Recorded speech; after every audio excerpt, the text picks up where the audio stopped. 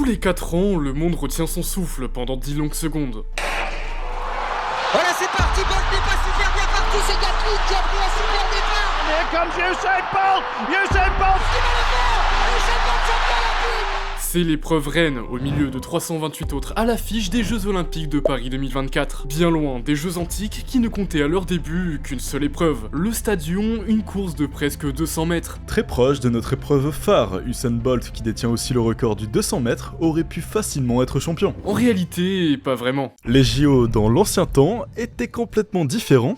Tous les 4 ans, à partir de 776 avant JC jusqu'à l'an 393 de notre ère, les cités-états de Grèce s'affrontaient à Olympie dans des épreuves sportives. Seuls les hommes grecs libres pouvaient participer, donc pas d'étrangers, d'esclaves ni de femmes. Les femmes mariées étaient même interdites dans le public et les célibataires avaient leur propre compétition, les jeux aériens. Pendant un demi-siècle, seul le stadion reste au programme. En fait, si l'aspect sportif intéresse le peuple, ce qui prime par-dessus tout, c'est la religion. Pas la même flamme olympique qu'aujourd'hui, mais des cérémonies religieuses. On fait des offrandes dans les temples, des sacrifices pour Zeus, suivis de grands festins. Le vainqueur du stadion à Olympie avait d'ailleurs l'honneur d'allumer le bûcher pour l'hécatombe, un sacrifice de 100 bœufs, point d'orgue de la fête religieuse. C'est à partir de la 14e Olympiade que le sport va accueillir de nouvelles épreuves. Le diolos s'est ajouté, l'équivalent du 400 mètres, mais avec un système un peu dangereux. Au moment de faire demi-tour autour de la borne, les collisions étaient nombreuses. Puis vient le dolikos, une épreuve d'endurance sur une distance estimée de 7 à 24 tours de stade, soit de 1400 à 4800 mètres. La dernière épreuve de course introduite est l'Oplitodromos, près de 200 ans plus tard. Les athlètes étaient vêtus d'un casque et d'une armure finalement abandonnée pour simplement porter un bouclier. Un effort considérable pour les sprinteurs, seuls les meilleurs concouraient. Léonidas de Rhodes est probablement le plus grand champion de l'histoire des Jeux antiques. Il a remporté les 2 épreuves principales de sprint et la course en armure lors de 4 Jeux olympiques consécutifs,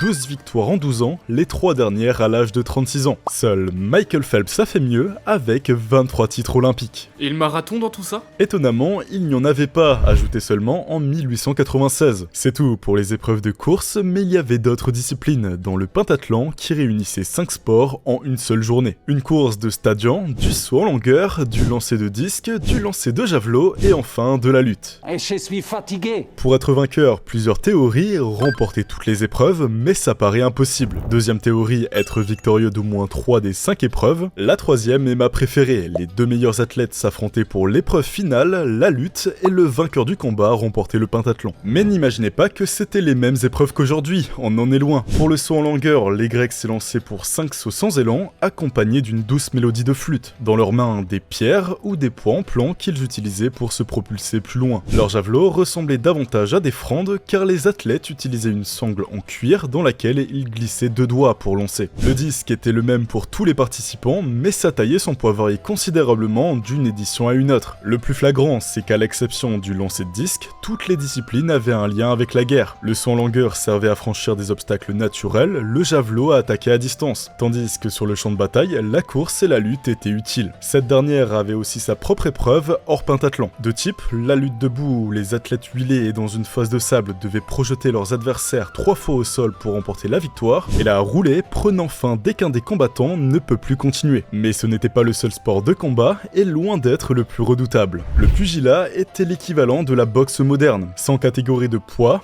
de round ou de limite de temps, les boxeurs enveloppaient leurs mains de lanières en cuir pour augmenter la force de leurs coups. Le combat se terminait soit par un KO ou un abandon. Dans le cas contraire, chaque adversaire frappait le visage de l'autre sans esquive possible jusqu'à ce que l'un des deux s'écroule. Est-ce que je t'ai demandé de le frapper? Je l'ai pas frappé. Enfin, le pancrace était un mélange entre la lutte et le pugilat, avec une seule règle, pas de morsure et interdit d'arracher les yeux de son adversaire. Coup de poing, de coude, de genou, prise d'étranglement avec un bras pour frapper avec l'autre, plus grave, il était possible de se faire briser tous les doigts. Certaines personnes sont même mortes, dont le double champion olympique Arikian de Figali. En 564 avant JC, il remporte son 3e titre, mais ne le saura jamais. Il réussit à disloquer la cheville de son adversaire qui lève la main en en signe d'abandon, mais meurt étranglé par la clé qui lui était infligée. T'oublies les courses de chars, non? C'est le meilleur moment dans Astérix aux Jeux Olympiques. T'as raison, en fait, il y avait plusieurs compétitions équestres. Des courses de chevaux montés, de chars à 2 chevaux, mais la plus populaire c'était bien celle à 4 chevaux, la course des quadriges. C'est comme dans le film, plusieurs tours de stade avec de nombreux accrochages pour le plaisir du public. Comme en Formule 1, prendre l'intérieur du virage offrait un avantage énorme, c'est pas pour rien que Michael Schumacher est dans le film. Tout va bien, Michael. Tu as un dixième de sablier d'avance.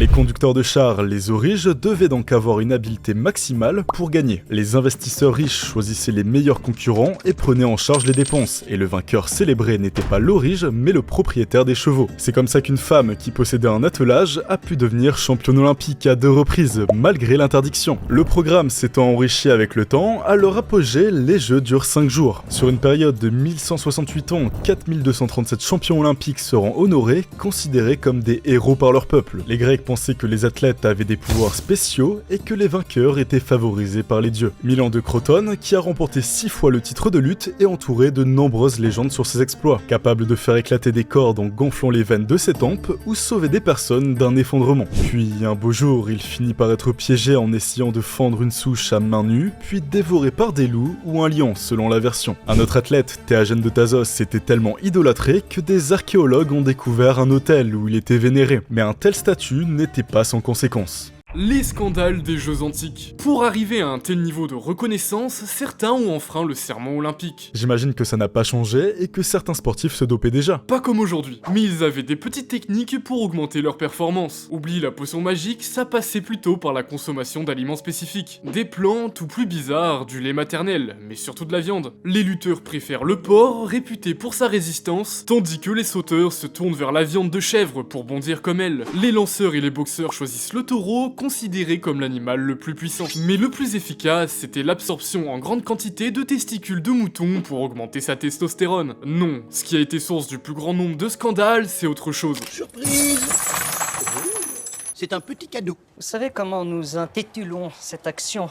De la corruption. Le premier cas connu, c'est le boxeur Apollos de Thessalie, qui a soudoyé 3 adversaires pour le laisser gagner. Ils ont tous été lourdement condamnés et 6 statues de bronze de Zeus ont été érigées, dont 4 portaient des inscriptions sur le scandale et un avertissement aux futurs athlètes. Ce n'est pas avec de l'argent, mais avec des jambes rapides et un corps robuste qu'on remporte la victoire à Olympie. C'est le sort qui était destiné aux tricheurs, l'exclusion des jeux et une amende qui payait une statue témoignant leur péché. 50 ans plus tard, même sort pour un pentathlonien qui avait aussi corrompu ses adversaires avec de l'argent. Parfois, des familles entières étaient impliquées. Un citoyen grec a tenté de soudoyer le père de l'adversaire de son fils pour lui garantir sa victoire. Mais les juges d'Olympie, les Elanodis, n'ont jamais toléré de telles actions, ou presque jamais. Un juge, Troïlos, a remporté 2 épreuves équestres sur lesquelles il présidait en tant que juge, pourtant propriétaire des chevaux sans que ça pose problème. Je vous rassure, les règles ont changé après ça, interdisant les chevaux des juges. C'est pas le seul, lors d'une course de stadion, Eupolemos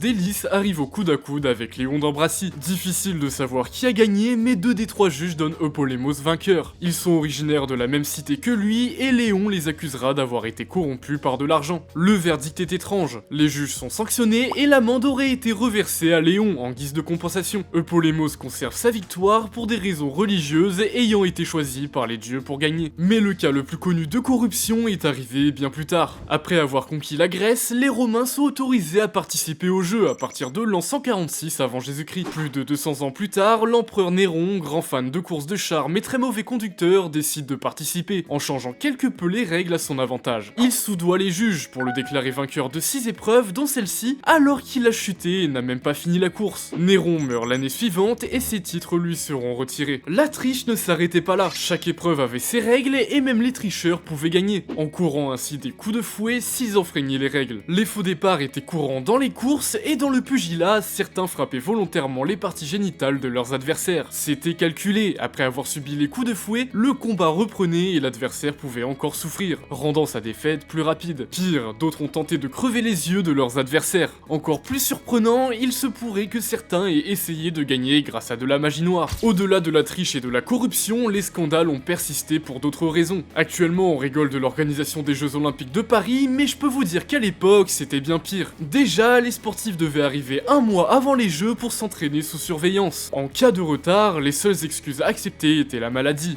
les problèmes de navigation, les attaques de pirates et les naufrages. En 93 après Jésus-Christ, le boxeur Apollonios arrive en retard et ment sur les raisons, prétendant que le mauvais temps l'a retardé. Exclu de la compétition, il perd le contrôle lors de la remise de prix et se jette sur le gagnant. Rapidement maîtrisé, il s'est pris une bonne amende. Certains, arrivés à temps, ont choisi de partir d'eux-mêmes avant le début des épreuves et ont été condamnés pour l'acheter. Faut dire que le cadre ne donnait pas envie. Outre les beaux bâtiments en marbre, c'était un bidonville à ciel ouvert. Les sacrifices d'animaux attiraient les mouches, les latrines étaient envahies par les insectes, propageant des maladies gastro-intestinales. Aussi, les pénuries d'eau étaient fréquentes. Au pic de la popularité des Jeux, près de 50 000 spectateurs restaient debout sous le soleil d'été toute la journée sans boire, entraînant de nombreux décès par déshydratation. L'enjeu ne résidait pas dans la sécurité du peuple, mais ailleurs.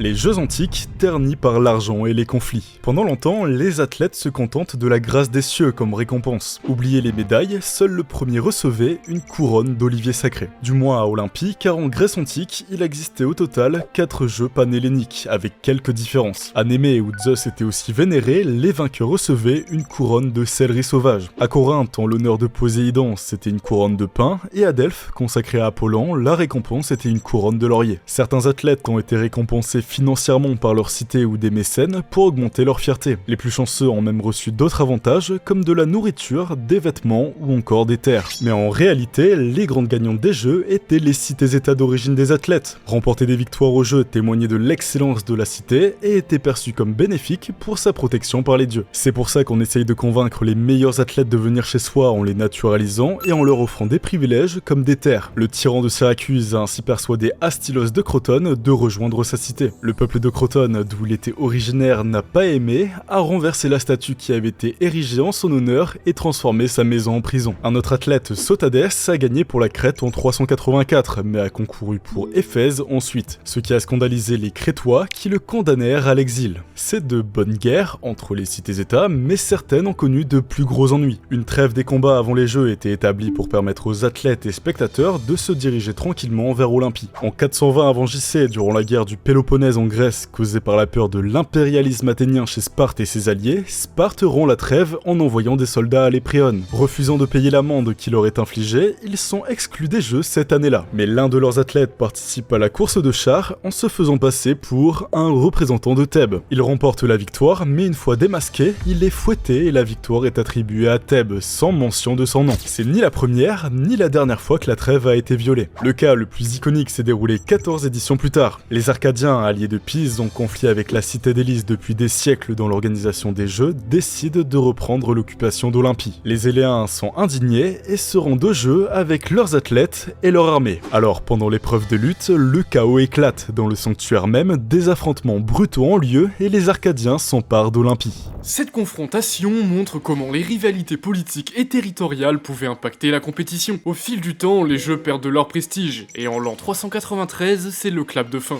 L'empereur chrétien Théodose Ier abolit les fêtes païennes, dont les Jeux grecs. Le site d'Olympie est abandonné, puis peu à peu détruit par les tremblements de terre. C'est grâce au travail des historiens et archéologues qu'on a pu vous raconter toutes ces histoires. Alors remercions-les, car c'est d'abord grâce à eux que vivront les Jeux Olympiques à Paris cette année. On espère que cette vidéo vous aura plu. Maintenant, vous savez que si un ami vous propose un combat de Pancrace, fuyez. Je vous dis à la prochaine, n'oubliez pas votre petit like et de vous abonner, ça fait plaisir. Ciao tout le monde.